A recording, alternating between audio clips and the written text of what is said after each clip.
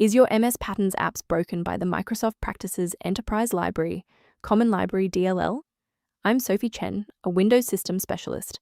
Let's walk through the automated process to fix your installation. Before starting the detailed Microsoft Practices Enterprise Library Common Library fix, check the description for a professional tool to help align your library paths.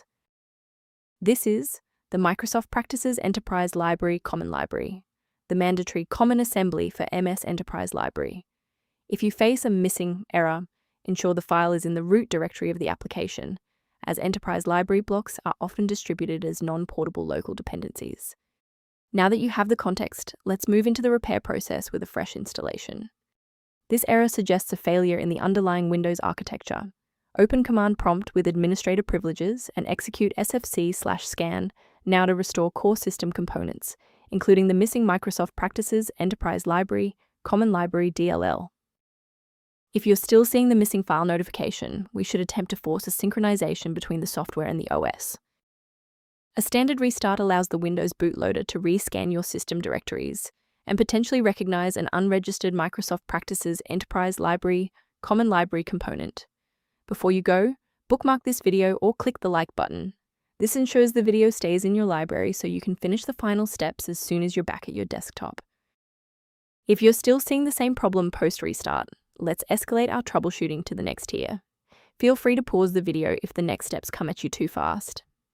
Since the restart failed to clear the diagnostic error, we'll manually refresh the system counter manifests. First, open Command Prompt as admin. Second, you're going to type lodc_r, then hit enter. Why are we doing this? Well, performance DLLs rely on accurate registry indexing to function. This step wipes the existing counter registration and forces the system to reconstruct a healthy link to the diagnostic manifests. A brief word of caution: not all solutions found online adhere to professional security standards. Please use caution. Replacing Microsoft Practices Enterprise Library Common Library DLL manually often requires elevated permissions that, if mishandled, can leave your system architecture vulnerable to external exploits. Using a professional maintenance utility is a proactive step toward keeping your system state healthy and your software synchronized.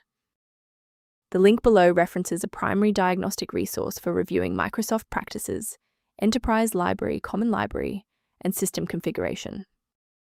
I'm Sophie Chen. If we've successfully stabilized your environment and resolved Microsoft Practices Enterprise Library Common Library error, please subscribe and join our community of technical professionals.